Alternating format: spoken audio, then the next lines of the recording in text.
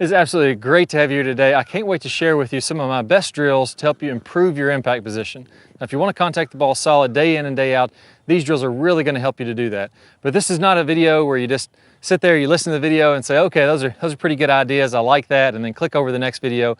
Grab a golf club right now. Grab a broom, an umbrella, whatever you can grab in your hands. Let's work through some of these positions with your hips, your shoulders, your arms, your body to be able to deliver that club to contact with any club in the bag. So if we're swinging a pitching wedge all the way up to a driver, these things that I'm gonna go over in this drill are really gonna help with that. I have got a ton of great videos coming out for you this year, and I don't want you to miss out. Now, the only way you're gonna see my latest releases is if you click that subscribe button down below. Go ahead and click that right now. Hit the thumbs up button, that really helps us out, and post your comments. I would love to hear from you. So let's dive right into it. First, let's start with the hips. That's one of the most important parts to having good impact. One of the most common mistakes that I see is players standing up out of this. So the hips start to go forward toward the golf ball instead of rotating open. That causes my head to get farther back away from the golf ball, and I end up flipping at the golf ball, kind of flipping with my hands to be able to reach the golf ball and to have somewhat of a consistent contact when I'm moving my body this way. So here's what we want to do to combat this. One of the biggest ideas with Top Speed Golf System, and what I really promote, is what I call the straight line release. And what this is, you can imagine, when is my club releasing and splitting my forearms? So if I'm swinging this golf club and I choke up on the shaft here, as I release this, when does my club fully release to where it's matching my forearms? And I measure the top players in the world. I measured about 50 players that have won major championships since the year 2000. And what I found is on average, those players are releasing that about 40 degrees, 39 degrees in front of contact. So if I kind of think of this point roughly 45 degrees in front, they were anywhere from 28 to 50 degrees in front if we want to get specific. So anywhere in this zone up here, that's where I'm releasing this golf club. Now, what happens with your swing is as you start your downswing, your hips start to open up, and your hips get to that point or facing that point first. So my hips are leading the way. Then my hips slow down, my shoulders catch up, they're facing this direction next, and then my club and arms catch up, and then they're facing this direction. So when everything gets going, I call this a straight line release because my hips, my shoulders, my arms, my club, when it's 45 degrees in front, are all gonna be pointing in the same direction. But the hips get there first. What I want you to do to get a feel for this, let's grab a club, put it kind of on your belt loops here, and I want you to start your downswing by having a little bit of pressure go into your left heel. And then you're going to simulate going to that straight line release. My hips 45 degrees open. Go ahead and do 5 or 10 of these so you can really feel like those hips are opening up. Notice how my right heel starts to come off the ground to allow my hips to open up this way. And again, I'm putting a little pressure in my left heel, kind of driving that down to let those hips rotate open. Now let's go ahead and do the same thing with a golf club. I'm going to go ahead, do that same motion again, and as I drive into the ground, that's where my impact position is going to be. Again, I'm kind of pausing where I'd be at impact. Right heel comes up, left heel drives down, hips open up there.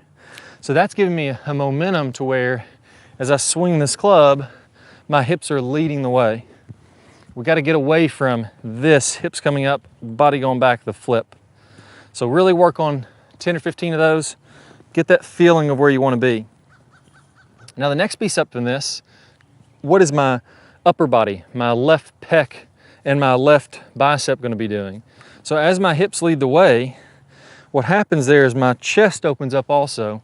So if I get rid of the left arm and I just look at what my chest and torso is doing, as my hips open up, my chest kind of follows along with it. So PGA Tour players that they found when they measured these on 3D is that their rib cage or their torso is about 20 to 30 degrees open at impact. When I do this, my left arm is going to feel like it's against my rib cage. My left bicep, kind of the upper arm here, is kind of against my left pec. If I was to put a glove against my left armpit, as I start my downswing, that would be nice and tight and connected. That's going to allow me to be connected as I come through contact. That's what you should have the sensation of. Now, if I'm used to kind of standing up and flipping, that left arm may be chicken winging and actually coming off there a little bit. That's not what we want. We want to feel that nice and tight. So again, do 10 or 15 reps. As you're focusing on starting the downswing, that the rib cage starts to open up. My left arm is nice and tight against my body, and I'm coming all the way to contact, really feeling connected. So I'm adding my left bicep to what would be my hip rotation and my body rotation to get that good contact point. Now after contact, and I hit the ball, then that arm can fly off there. As I come to the full finish, obviously my left arm is going to come off my rib cage. You'll see as I go with this angle, that's coming off my rib cage and really separating. It's just at contact, I want to feel that nice and tight. Now let's go over to the right arm now. Let's do another 10 or 15 reps. What's happening again is when I go to my straight line release, that's when my right arm is fully firing and releasing the club. Prior to my straight line release, I have some lag.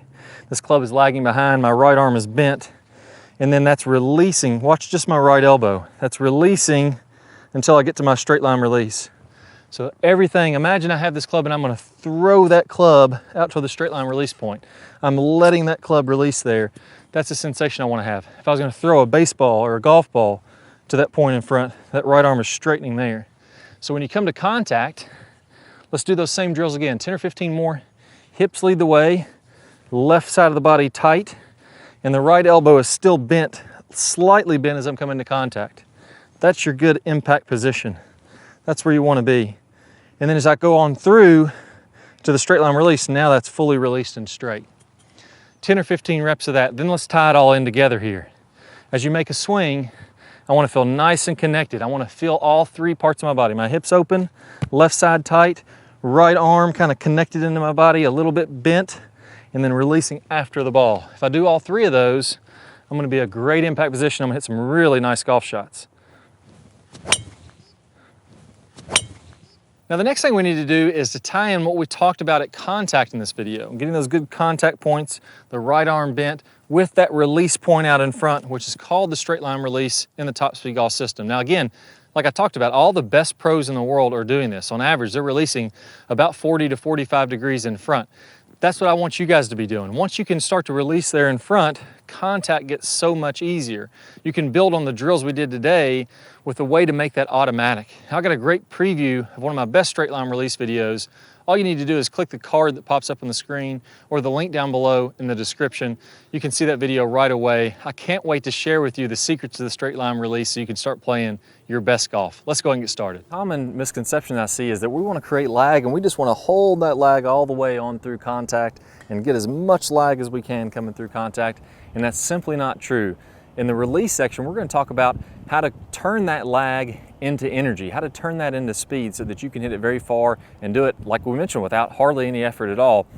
And as we're coming through contact, we're going to fully release this angle as we're about 45 past contact. So if I draw, a 45-degree angle, I should be looking at both arms, nice and straight, the club splitting those arms, so that by releasing the club, by getting this angle to release as we're coming through contact, that's what's going to create the speed. Our hands are moving a very short distance, our club is moving a very long distance through contact, and it creates that whip-like effect. Very different swings hitting the exact same position. So first let's take a look at Dustin Johnson, releasing the club 45 past. And the reason we're going to see such different swings producing similar positions is that this is the real physics of how this has to happen. Here we're looking at Sergio Garcia. Again, we're going to see tons of